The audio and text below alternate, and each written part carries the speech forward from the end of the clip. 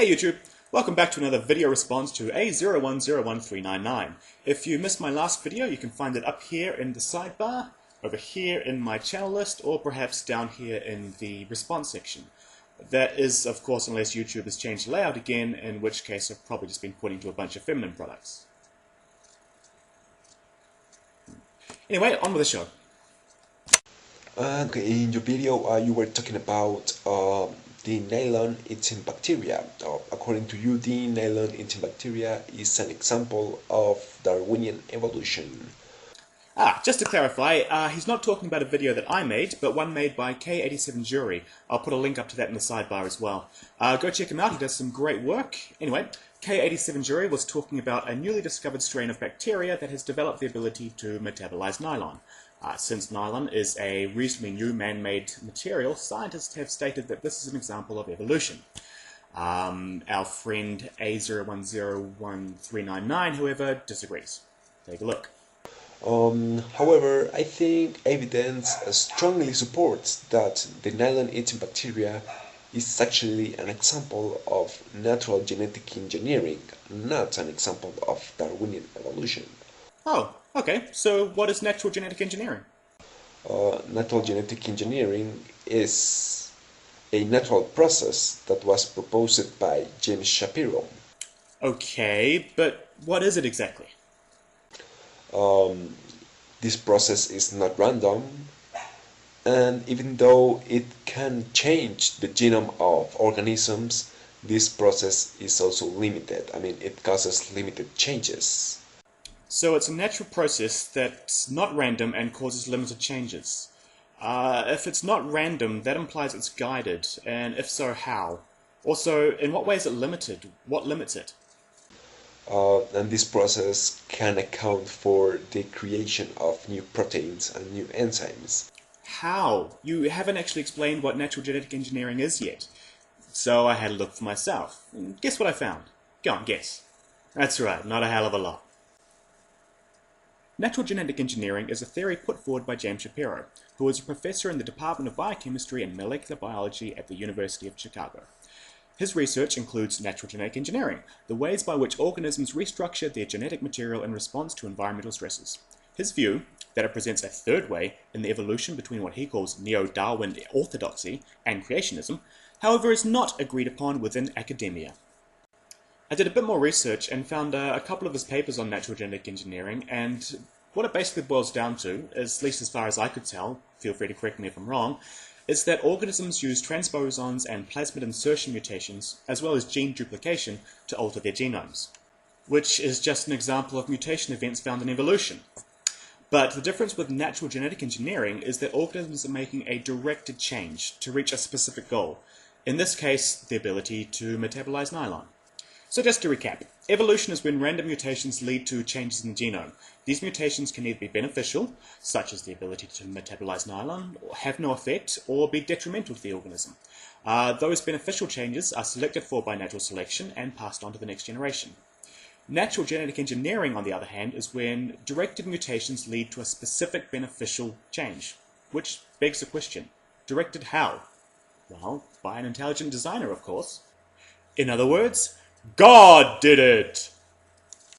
So I'm not saying that it is an undisputed fact that the nylon-eating bacteria is an example of natural genetic engineering, but it is a valid hypothesis. I mean, it is a valid statement to claim that the nylon-eating bacteria can just as easily be an example of natural genetic engineering and not an example of Darwinian evolution. No, it is not an equally valid hypothesis because there is no evidence for it. An equally valid hypothesis, by your reasoning, would be that magical fairies have changed the genome. I can understand why you think that it must be directed though, because on the surface it looks like the bacteria have only made one specific change. First they couldn't metabolize nylon, and now they can. The simple explanation is that something, or someone, has changed them. But this ignores the fact that all organisms, from bacterial cells to YouTube users, have genomes that are mutating all the time. In multicellular humans, these changes are slow to establish, but in bacteria, which are unicellular and quick to multiply, these mutations propagate rapidly. if they're beneficial, and that's what's key here. Consider a happy little population of bacteria living and multiplying next to a nylon-producing factory. Throughout that population, random mutations are going to crop up all the time. Random mutations like the ability to metabolize peanut butter, or cat fur, or homeopaths. These mutations are going to be pretty useless unless said resource shows up. In fact, they could be detrimental to the organism if they replace a gene which is essential to metabolizing the normal food source. But if by complete random chance a single cell develops the ability to metabolize nylon, this offers a huge, immediate advantage to the cell. It can now extract energy from a new, abundant food source. This little cell grows and multiplies, passing its nylon metabolizing genes onto its offspring, and they onto theirs, and so on, until finally a scientist shows up and notices what's been going on. That is evolution at work, and every step that I've just explained, though somewhat simplified, has been observed and verified.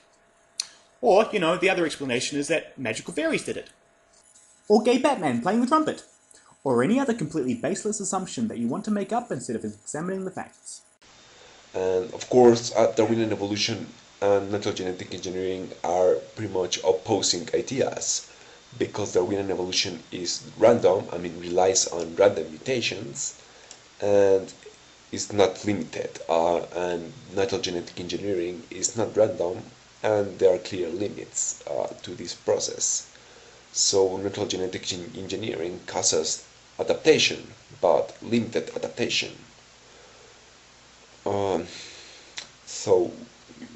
Yeah, the reason why evolution and natural genetic engineering are opposing ideas is because one is based on evidence while the other is based on fantasy. And why do you talk about limits? The only limits I could find in Shapiro's work were the same genetic limitations that are found in evolution. If anything, a theory based on creationism is already transcending the limitations of the physical world. But again, perhaps I'm misunderstanding Shapiro's work. Feel free to correct me if that's the case.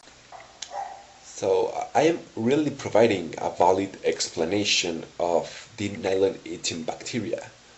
No, you are not. You did not explain what natural genetic engineering actually is. And when I looked it up, it's just rebranded evolution with the caveat that God controls it. I am not providing a God-did-it answer. Yes, that's exactly what you're doing. In fact, you say as much right here. God created bacteria with the ability to adapt in extreme conditions, including starvation. So natural genetic engineering is just another name for intelligent design, which is just another name for creationism, which is just another dogmatic religion that ignores facts and makes up its own version of science to fit its outdated beliefs. So, thanks for watching and keep learning.